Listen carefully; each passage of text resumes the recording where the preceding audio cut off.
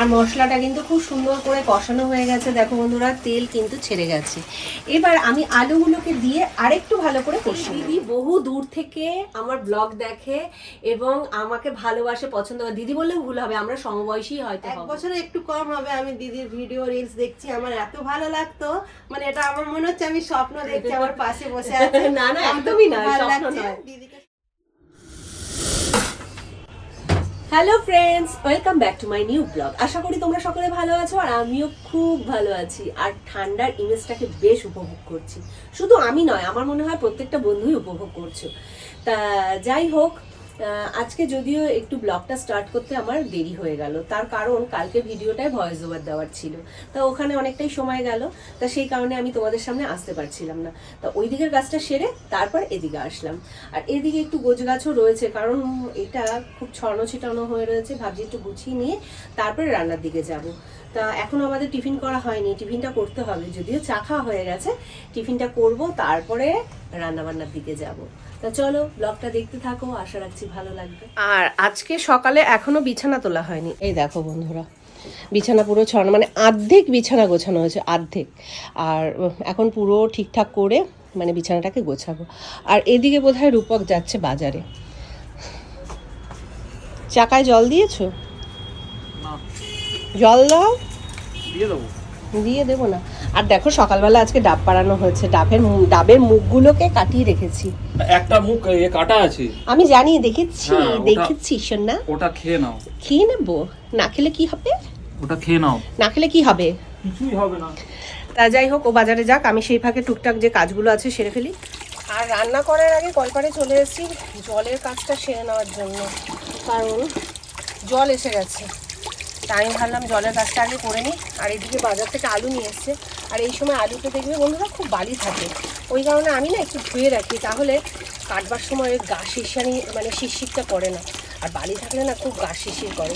আর শীতের আলুটা আমি ধুয়েই রাখি, ধুয়ে জল ঝরিয়ে রাখি, তাহলে একদম দারুণ হয়ে থাকে।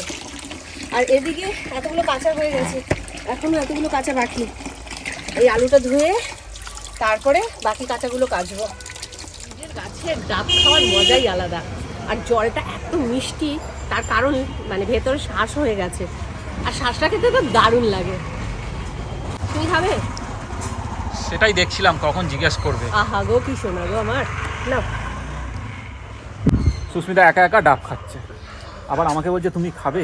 খাওয়া হয়ে গেছে, না, আমার আছে। আছে, কাটা আছে, তুমি অনেক খাও। আছে। তুমি ওটা গোটা খাও, আমি কেটে খাবো। স্ট্র হলে ভালো হতো। এমনি স্ট্র দিয়ে মজা হয় না, ওরা মুখ দিয়ে খাও, মজা পাবে। মজা হয়। আর এদিকে এক বালতি কেচে নিয়েছি আর ধুয়েও নিয়েছি, এবার আমি মেলবো। আর এদিকে রূপক বাবু আমার ডাব খাওয়া দেখে ওনার সহ্য হয়নি, দেখো ডাব নিয়ে চলে এসছে, কেটে খাবেন। জল কেন হবে না, ডাবে আবার জল থাকে না? তাই কই দেখি, আছে আছে আছে, জল থাকবে। কিন্তু তোমারটায় তো শ্বাস হয়নি, আমারটায় তো শ্বাস হয়েছে। মিষ্টি জল, তাই আমারটা খুব মিষ্টি ছিল, দারুণ ছিল। আর যাই হোক বন্ধুরা, এই জামা কাপড়গুলো মেলে তারপরে স্নান করে নেবো, স্নান করে নিয়ে তারপরে রান্নার দিকে যাব। আসলে অনেকটাই বেলা হয়ে গেছে। মনের আনন্দে কি বলে ডাবের শ্বাস খাচ্ছে, আলাদাই একটা মানে কি বলবো শান্তি, মনে হচ্ছে স্বর্গসুখ। মানে এত ভালো লাগে খেতে, ডাবের শ্বাস খেতে। তা প্রথমে ভাবলাম জামা কাপড়গুলো মেলে নিই, তারপর ভাবলাম না, রূপককে বললাম কেটে দাও, আগে শ্বাসটা খেয়ে নিই, তারপর জামা কাপড়গুলো মেলবো। মিষ্টি। বাইরের সমস্ত কাজবাজ করে স্নান করে চলে এসেছি রান্নাঘরে। আর আজকে রূপক আর ছেলে বললো মানে মা রুটি বানাও।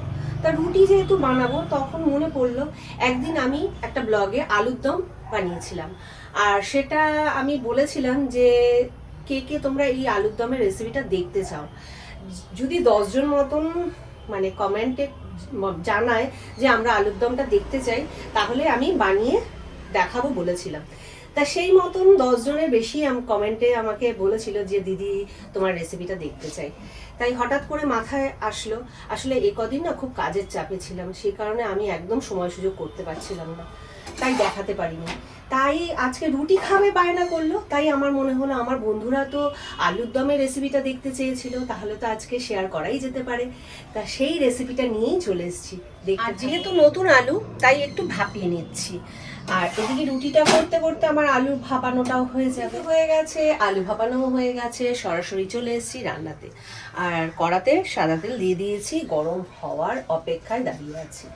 গরমটা হলেই আলুগুলো ছেড়ে ভেজে নেব। আলুগুলো কিন্তু অনেক বেশি সেদ্ধ করিনি বন্ধুরা, 50% আমি সেদ্ধ করেছি, আর বাদ বাকিটা ভাজার মাধ্যমে আমি সেদ্ধ করব। সাথে দিয়ে দিচ্ছি খুব সামান্য লবণ, কারণ সেদ্ধর মধ্যে আমি অলরেডি লবণ দিয়েছি। সাথে দিয়ে দেবো এক চুটকি, মানে একদম অল্প একটু হলুদ। এতে আলু ভাজার কালারটা খুব সুন্দর হবে। আলু ভাজাটা তো প্রায় রেডি হয়ে এসছে, আর আমি একটা মশলা এবার বানিয়ে নেব। আর মশলাটা বানানোর জন্য প্রথমে নিচ্ছি হাফ চামচের মতন জিরে, গোটা জিরে। আর এখানে নিয়ে নিয়েছি হাফ ইঞ্চ মতন আদা, এগুলো টুকরো করে কেটে নিয়েছি।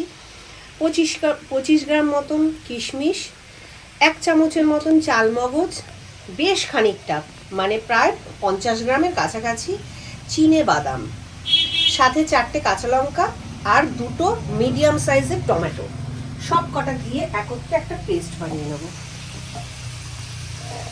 খুব ডেলিশিয়াস হবে মনে হচ্ছে তোমার রেসিপিটা। তা আগের দিন যেন খেয়ে বোঝনি ডেলিশিয়াস না কি হয়েছিল, সেই জন্যই তো বারবার খেতে চাইছি। তাই না? বেশি কথা না বলে এই মশলাটা একটু মিক্সারে পেস্ট বানিয়ে দাও তো দেখি কেমন পারো। এই জন্যই আমি তোমার সামনে আসতে চাই না, এলেই কিছু না কিছু কাজ ধরিয়ে দেবে। এটা যেন খুব খাটনির কাজ। ঠিক আছে, শিলনোড়া পেশাই করে দাও, তাহলে বুঝবো। পারলাম না, যাও ভালো করে রেঁধে রেঁধে খাওয়াবো, আবার একটু কাজ দিলে তখন বলে এই জন্য তো বেশি আমি আসি না। আলুগুলো তো ভেজে নাবিয়ে তুলে রেখেছি। আর আলুর পরিমাণটা তো তোমাদের বলা হয়নি, প্রায় 1 কেজি 250 আলু আছে। আর ওই তেলের ওপর আর একটু তেল দিয়ে দিচ্ছি। এই রান্নাটায় না একটু তেল লাগে, তেলটা না হলে খেতে ভালো লাগে না।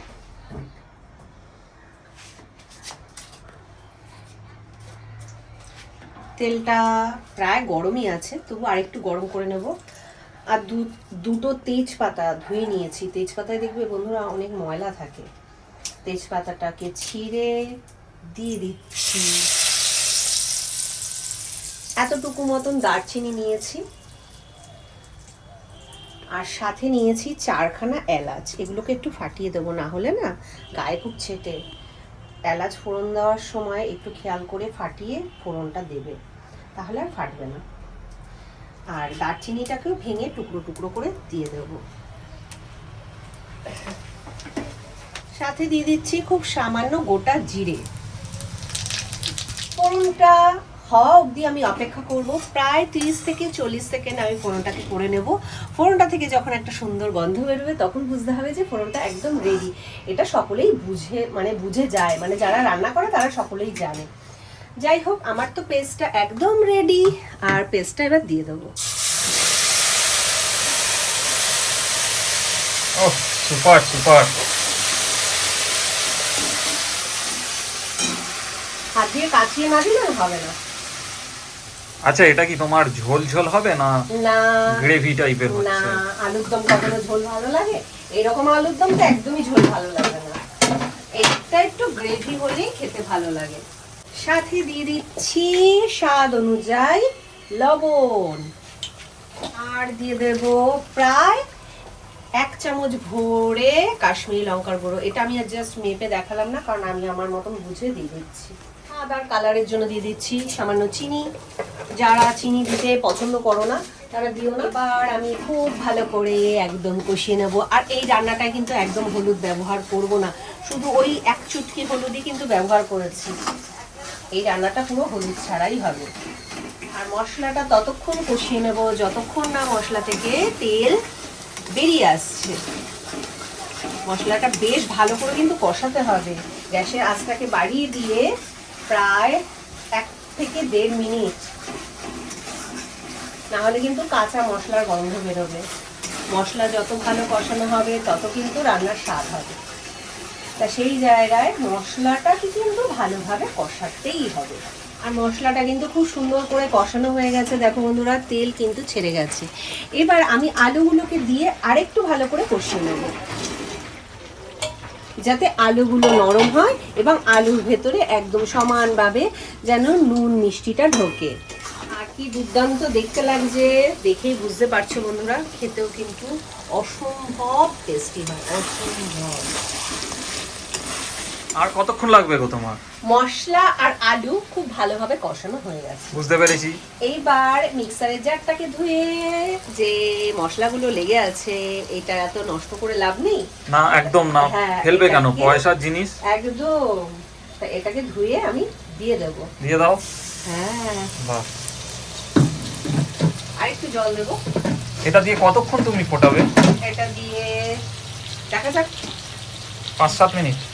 5-7 মিনিট, অত ফোটাতে লাগবে না। একটু গ্রেভি মতন হয়ে আসলেই আমি গ্যাসটাকে অফ করে দেবো। ব্যাস কমপ্লিট হয়ে যাবে। আলুটা সেদ্ধ হতে হবে তার মধ্যে, আলুটা যদি না সেদ্ধ হয় এবার আমি হয়তো- একটু দেখবো আলু সেদ্ধ হয়েছে কিনা। হ্যাঁ, গ্রেভিটাও হয়তো ধরো শুকিয়ে গেল, আলুটাও সেদ্ধ হলো না, সেক্ষেত্রে তো আমাকে এই আলু সেদ্ধ হয়ে গেছে, এই দেখ কেটে যাচ্ছে। হ্যাঁ, এই দেখো, সেদ্ধ তো হবেই। দাঁড়াও, এই দেখো। রাখো। এ কি সেদ্ধ হয়ে গেছে আলু। জানি, তাও একটু ফুটিয়ে নিতে হবে। ও, কাজ এত বাড়িয়ে রাখো না, ভালো লাগে না। আমাকে ডেকেছো কেন? রান্নাঘরে থাকলেই আমি ঝামেলা করবো, জানো তো। তো সেটাই দেখছি। এবার একটু ফুটিয়ে নেব। প্রায় আলু মোটামুটি সেদ্ধ হয়েই গেছে। আর যে আমি যতটুকু জল দিয়েছি এইটা শোকাতে খুব বেশি হলে গ্যাসের আঁচটাকে বাড়িয়ে দিয়ে 2 থেকে 3 মিনিট, এর বেশি লাগবে না। রান্নাটা আমার পুরো কমপ্লিট, দেখতেই পাচ্ছ বন্ধুরা, গ্রেভিটা এরকম থাকবে। আর সব শেষে দিয়ে দিচ্ছি 1/2 চামচের মতন ঘি। মানে এটা গলা অবস্থা থাকলে 1 চামচই হয়ে যেত, যেহেতু শীতকাল পুরো টাইট হয়ে রয়েছে, এটা বুঝে নিতে হবে তোমাদের। আর সাথে দিয়ে দিচ্ছি খুব সামান্য গরম মশলার গুঁড়ো। ও, আমি তো আর লোভ সামলাতে পারছি না, আমার তো জিভে প্রায় জল চলে এসছে। অসম্ভব খেতে ভালো হয় এই আলুর দমটা। যাই হোক, তোমাদের সাথে শেয়ার করতে পেরে আমিও অনেকটা নিশ্চিন্ত হতে পারলাম, কারণ তোমরা অনেকেই অনেক দিন আগে কমেন্টে জানিয়েছিলে যে এই আলুর দমের রেসিপিটা দেখতে চাও। তা আমি সময় সুযোগ করেই উঠতে পারছিলাম না। তোমরা হয়তো ভাবছো যে দিদি শুধু বলে, দিদি তো দেখায় আর না। তা যাই হোক, আজকে দেখাতে পেরে আমি সত্যি অনেকটা নিশ্চিন্ত। আর হয়ে গেছে, এইবার একটা জায়গায় তুলে নেব আর সবাইকে খেতে দেবো। আমি তো রেসিপিটা তোমাদের সাথে শেয়ার করলাম, তোমরা কিন্তু বাড়িতে অবশ্যই একবার ট্রাই করবে আর রেসিপিটা করে খেয়ে আমাকে জানাবে যে কেমন লাগলো রেসিপিটা। অবশ্যই কিন্তু জানাবে কমেন্টে, তাহলে আমি এরকম অনেক রেসিপি নিয়ে আসবো তোমাদের সামনে। এই দিদি বহু দূর থেকে আমার ব্লগ দেখে এবং আমাকে ভালোবাসে, পছন্দ করে। দিদি বললে ভুল হবে, আমরা সমবয়সী হয়তো হব। তা যাই হোক, তোমার নাম তো আমি শুনলাম মনি। আমাকে প্রতিনিয়ত ব্লগে দেখে আর প্রতিনিয়ত খুব সুন্দর সুন্দর কমেন্ট করে, আমাকে ভীষণ ইন্সপায়ার করে। তা দিদিরও একটি ছোট্ট চ্যানেল আছে, তোমার চ্যানেলের নামটা বলে দাও। আমার চ্যানেলের নাম মনির স্বপ্ন। আচ্ছা, তা তোমরা একটু পারলে প্লিজ দিদি মানে মনিকে ফলো করে দিও, দিদি নয় মনিকে ফলো করে দিও। তা যাই হোক, পরিবারে এসছে আমার সাথে দেখা করতে। আর দিদি থাকে বম্বেতে, তা অত দূর থেকে এখানে এসছে, তাই বলছে যে আমার সাথে দেখা করবে না, এটা হতেই পারে না। বলে আমি ভাবতেই পারিনি তোমার সাথে সুস্মিতা দেখা করতে পারবো। তা এটাও একটা কিন্তু বড় পাওনা। যাই হোক, আমার পাশে তো আছোই তোমরা, আর ওর পাশেও তোমরা থেকো, সাপোর্ট করো, কারণ তোমাদের সাপোর্ট ছাড়া আমরা অসম্পূর্ণ। আমারও খুব ভালো লাগছে দিদির সঙ্গে দেখা করে। আমি তো ভাবতেই পারিনি যে দিদির সঙ্গে আমার দেখা হবে। আমি মানে 1 বছরে একটু কম হবে আমি দিদির ভিডিও রিলস দেখছি, আমার এত ভালো লাগতো, মানে এটা আমার মনে হচ্ছে আমি স্বপ্ন দেখছি, আমার পাশে বসে আছে। না না, একদমই না, ভালো স্বপ্ন লাগছে, নয়। দিদিকে সবাই খুব সাপোর্ট করছে, আমি তো করছি, আপনারা আরো সাপোর্ট করবেন যেন আরো আগে বাড়তে পারে। আমরা এসেছি মানে আমাদেরকে এত সুন্দরভাবে গল্প করছে, মনে হচ্ছে আমরা এত দিনের চেনা, মানে এরকম মনে হচ্ছে যে আজকের এসেছি, আমার সেটা মনেই হচ্ছে না, মনে হচ্ছে আমি অনেক দিন ধরে দিদির বাড়ি আসি, আমার এরকম মনে হচ্ছে। আমরা তো সবাই একটা পরিবার না, তাই না বলো বন্ধুরা? আর পরিবারের মানুষ কখনো পর হতে পারে, সবাই তো আমরা আপনি না, নিজের নিজের লোক। তা আমাদের পরিবারটা যেন আরো বড় হয়, আরো বড় করতে পারি, আমরা প্রত্যেকে একসাথে যাতে থাকতে পারি। তা এটাই তোমরা মানে আমাদের আশীর্বাদ করো। তা দাদা কিছু বলবেন? একদম। আর মনি এখন চলে যাচ্ছে, আমরা পুরো ফ্রেন্ড হয়ে গেছি। হ্যাঁ, সবাই আবার আসবে। বছর আসলে আবার তো আমি আসবো আর দিদিভাইকে আমার বাড়িতে নিয়ে যাবো। আর বোম্বে তো বলেছি যেতে, জানি না দাদা ভাই নিয়ে যাবে কি। তবে আমি আমি বলবো বারবার রিকোয়েস্ট করবো যাওয়ার জন্য, এখন তো বলে যাচ্ছি। একদম একদম। খুব ভালো। টাটা। হ্যাঁ আবার আসবে। হ্যাঁ তো বেরিয়েছিলাম আর হাঁটি হাঁটি পা পা করতে করতে কয়েকটা জিনিস কেনার ছিল, সেগুলো আমি কিনে নিয়ে চলে এসেছি। এই ব্যাগটার ভেতরে রয়েছে, আমি আর খুলে দেখাচ্ছি না ডিটেলস, কালকে পড়লেই তোমরা দেখতে পাবে। তা যাই হোক বন্ধুরা, কালকে একটা বিশেষ দিন আমার কাছে, মানে আমার জীবনে শ্রেষ্ঠ দিন। আর এই দিনটার জন্য মানে ছোট থেকে অপেক্ষা করে আসছি। মানে আমার একটা স্বপ্ন ছিল, এরকম একটা ইচ্ছে ছিল, তাই ইচ্ছে প্রকাশের দিনটা অবশেষে কালকে চলেই আসছে। তা কালকে দিনটা কিভাবে কাটাচ্ছি, কালকে কি করছি না করছি, আমি সবটাই তোমাদের সাথে শেয়ার করব। আর এই যে কম্পিটিশনটা, এটা আমার কাছে একটা বিশাল বড় ব্যাপার। আমি কি হলাম না হলাম সেটা বড় কথা নয়, আমি এই প্রতিযোগিতায় যে অংশগ্রহণ করতে পারছি এটাই আমার কাছে অনেক বড় বিষয় একটা। আর সমস্ত প্রতিযোগিতায় হার জিত আছে, আর সেটা মেনে নিয়েই আমি এগিয়ে যাচ্ছি বা এগোতে চাই। তা তোমরা আমাকে আশীর্বাদ করো, তোমরা আমাকে সাপোর্ট করো যে আমি যেন পারফরমেন্সটা খুব ভালোভাবে করতে পারি। কারণ তারপরে কি হলাম না হলাম সেটা সকলের ইচ্ছা, জাজেদের ইচ্ছা বা সকলের ইচ্ছা, সেটার উপর তো আমার হাত নেই। আমি যাতে ভালো করে পারফরমেন্স করতে পারি শুধু সেই আশীর্বাদটুকুই করো। তা আজকের ব্লগটা এখানে শেষ করব, দেখা হচ্ছে কালকে নেক্সট ব্লগে। আর কালকের ব্লগটা কিন্তু তোমরা চোখ রেখো। টাটা, শুভরাত্রি।